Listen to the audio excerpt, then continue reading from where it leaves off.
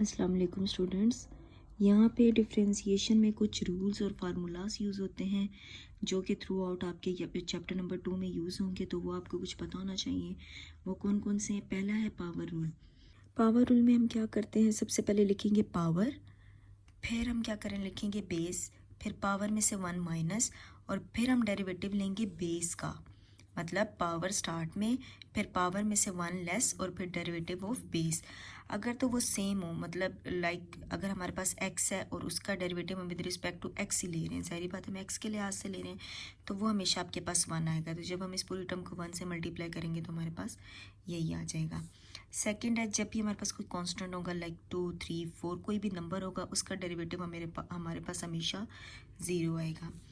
यही बात जो मैंने ऊपर बताई थर्ड में, कि सेम अगर बेस है और उसी का हम डेरिवेटिव ले रहे हैं विद रिस्पेक्ट टू उसी वेरिएबल के साथ, तो वो हमेशा 1 आएगा।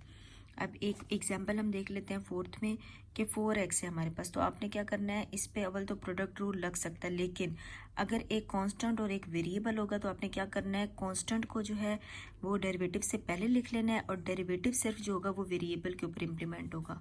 तो 4 को हम स्टार्ट में ऐसे ही लिख लेंगे, डेरिवेटिव d/dx x का ले लेंगे वेरिएबल का, तो 1 आएगा। 4 1s are 4। आगे हमारे पास प्रोडक्ट रूल।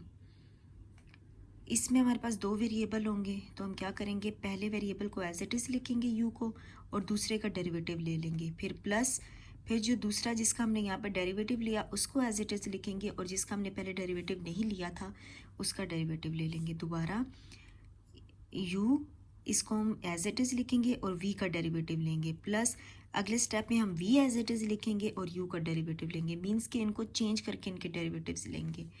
ये हमारे पास होता है प्रोडक्ट रूल के 2 वैल्यूज़ जो आपस में उनका प्रोडक्ट लिया जा रहा है, उनको मल्टीप्लाई किया जा रहा है, तो उनके ऊपर ये डेरिवेशन का रूल लगेगा। Then question rule. Question rule में हमारे पास एक क्वेश्चन होता है लाइक u/v। तो हम क्या करेंगे, जो हमारे पास डिनोमिनेटर में है उसका स्केयर लेंगे, फिर उसको एज इट इज़, जिसका हमने स्केयर लिया डिनोमिनेटर में, वो उसको एज इट इज़ डेरिवेटिव लेंगे ऊपर u का, फिर माइनस, अब u को एज इट इज़ लिखेंगे, और जो पहले ऐसे लिखा हुआ था अब उसका डेरिवेटिव ले लेंगे। दोबारा डिनोमिनेटर का स्केयर लेंगे और उसको फिर ऊपर ऐसे ही लिखेंगे, और जो दूसरी टर्म होगी उसका डेरिवेटिव ले लेंगे, फिर लगाएंगे माइनस, अब जिसका पहले डेरिवेटिव लिया उसको एज इट इज़ लिखेंगे और दूसरी का डेरिवेटिव ले लेंगे। अगर तो हमारे पास 2 वैल्यूज़ के दरमियान प्लस या माइनस है तो उन पर डेरिवेटिव अलग अलग अप्लाई हो जाएगा, लाइक du/dx हो जाएगा, प्लस है तो प्लस आएगा, माइनस है तो माइनस आएगा, फिर dv/dx आ जाएगा। आगे हमारे पास है चेन रूल। चेन रूल कैसे लगता है, इसमें हम लोग सब्स्टिट्यूशन करके क्वेश्चंस में करते हैं, तो वो जब हम क्वेश्चन में इसको यूज़ करेंगे तो तब आपको ज़्यादा अच्छे से समझ आएगी। लेकिन इसका माइनर सा कॉन्सेप्ट ये है कि dy/dx का अगर हमने डेरिवेटिव लेना है तो हमारे पास उसी के अंदर एक और टर्म थी जिसका हमने t के लिहाज से डेरिवेटिव लिया था।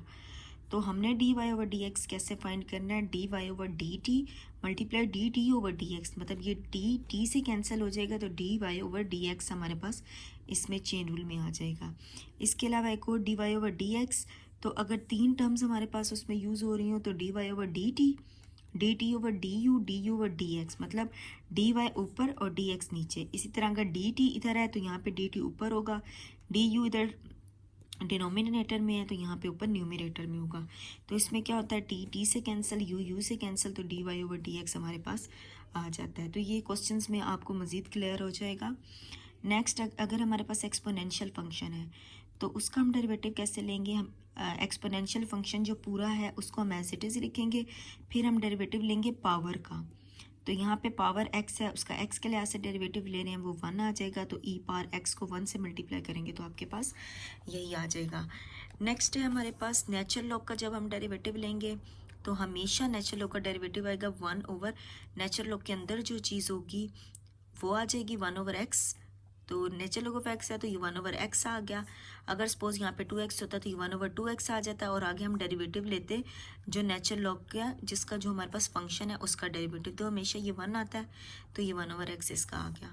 आगे हमारे पास कुछ ट्रिग्नोमेट्रिक फंक्शंस होंगे जिनके हम डेरिवेटिव्स यूज़ करेंगे। ये हमारे पास फार्मूलाज हैं। साइन x का डेरिवेटिव हमेशा कॉस x होगा, कॉस का माइनस साइन x, टेन का सीकेंड स्क्वायर x, कॉट का minus cos secant square x, सीकेंड का सीकेंड x टेन x, और कॉस सीकेंड का कॉसिकेंट एक्स कॉट एक्स साथ में माइनस। आपने ये देखना है कि जो हमारे पास ट्रिग्नोमेट्रिक फंक्शन है सी वाले जो हैं उन सब के साथ माइनस माइनस आएगा, ठीक है। नेक्स्ट, अब इन्वर्स ट्रिग्नोमेट्रिक फंक्शन है हमारे पास साइन इनवर्स एक्स, इसका डेरिवेटिव हमेशा होगा 1/√1 minus x square. Cos inverse का होगा -1/√1 minus x square. Tan inverse का होगा 1/1 plus x square. Cot inverse का होगा -1/1 plus x square. Secant inverse x का होगा 1/x into x square -1 whole square root. Then cosecant inverse का हमारे पास होगा -1/x square root x square -1। तो यहाँ पे हमारे पास ट्रिग्नोमेट्रिक फंक्शन में जो सी वाले हैं उन सब के साथ माइनस साइन आएगा। तो यहाँ पे एक एग्जांपल है इसको समझने के लिए कि अगर तो आपके पास सिंपल साइन इनवर्स एक्स है तो आपके पास ये आएगा। अगर तो आपके पास साइन इनवर्स एक्स की जगह कोई और वेरिएबल या कोई और फंक्शन है लाइक 2x है तो आपने करना इसी को यूज़ है। लाइक इसका होता है 1/√1 माइनस एक्स, तो आप लिखेंगे 1/√1 माइनस जो यहाँ पे होगा x की जगह पे 2x के है, और फिर आपने डेरिवेटिव लेना है उसी टर्म का जो यहाँ पे फंक्शन होगा।